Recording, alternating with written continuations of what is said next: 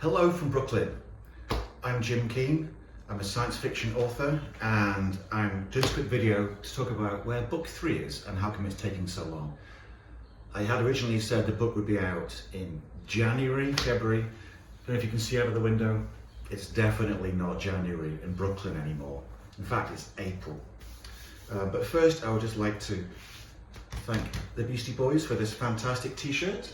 And I'm going to pick a name off the football for today, and that name is Kevin Sheedy, who was a fantastic left winger for Liverpool and Everton, I believe, in the 80s.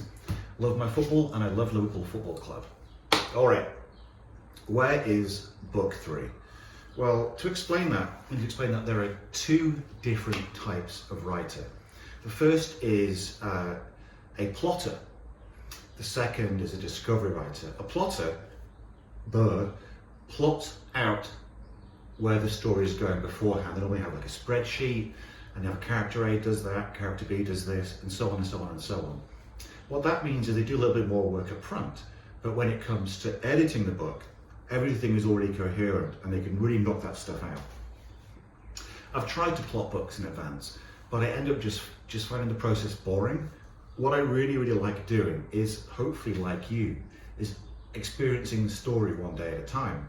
So when I sit down to write, I have no idea what's going to happen that day. I've thought about it a little bit, but as I write, the story just flows out of me, and then things happen I would never expect, right? But what that means is, at the end of a year, when I find out who the big bad guy is, same as you, I'm like, oh, wow, I didn't expect that. But then I have to go back and then, like early on in the book, add in clues and things like that, so to really make it a cohesive story.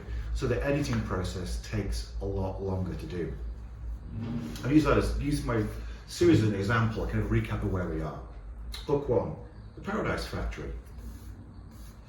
That is 55,000 words in length. This took me about a year to write. Book 2, This Automatic Eden, almost twice as long, 95,000 words. This took nearly 2 years to write. Firstly, because this was actually the first book I wrote in the series. I wrote this first, and this was going to be a short story that ended up being its own novel in its own right. But this book took 2 years because I had to go back and really work through the beginning to make it like a cohesive storyline and characterizations in it. So, book 3, the Genesis engine, the first draft was that long. It was 140,000 words long. Now, length isn't necessarily a problem, but I'm sure like there have been times when you've seen like a Stephen King book and it's 1,000 pages and you're like, oh, yeah, I'll just forget it. I'll watch Netflix or something. So, brevity is the soul of wit, and so I always try to make my books very lean and very tight. And so I sat down and I edited out nearly 50,000 words from that first draft. And that editing process took months to do. And I'm now working with a professional development editor, and I'm really tightening up the plot and making the characters like as coherent as possible, making Barlow, the bad guy, as evil and nasty as I possibly can. All that takes time. I wish I could do it quicker. And I was going to do it quicker, and I would have got it out in January, except I started writing a year ago, and what happened? There was a pandemic and a lockdown, and I'm in New York, and the schools closed. Quite rightly, the schools closed. But then that suddenly meant I had my 2 kids, 10 years old and 8 years old, in the house with me all the time, and then suddenly I was having to do all their homeschooling with them. I'm not a natural teacher, I'm not a patient person at all. My kids are extremely annoying anyway.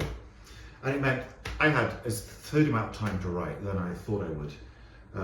And I've been getting up at 4 a.m, 5 a.m. If you follow me on Instagram or YouTube, on Facebook, you will see the kind of the blurry morning photographs I take out of this window when I'm up and the rest of the city's asleep. Get my work done then, and then at weekends as well. So if it hadn't been for the pandemic, it would have got it out in January. Pandemic came along, everything is months late.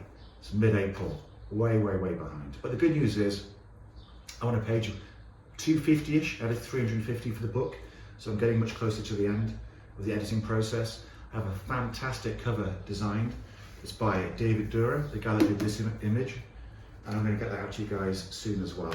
So when you get some emails from me, if you're on my email list, you'll get sneak peeks into the cover design, and I'm going to give away some chapters for free and stuff like that. Or just keep subscribed to this YouTube channel or follow me on social media, and I'll be starting to do more regular updates. I'm going to try and do a weekly video, something like this every week. You know, hopefully not quite as boring as this one, to share what's going on. All right, anyway, that's it. I've got to get back to writing. Thank you so much for watching this video. Again, thank you so much to the Beastie Boys for providing the soundtrack I'm writing to. Have a fantastic day and stay safe, everybody. Thank you.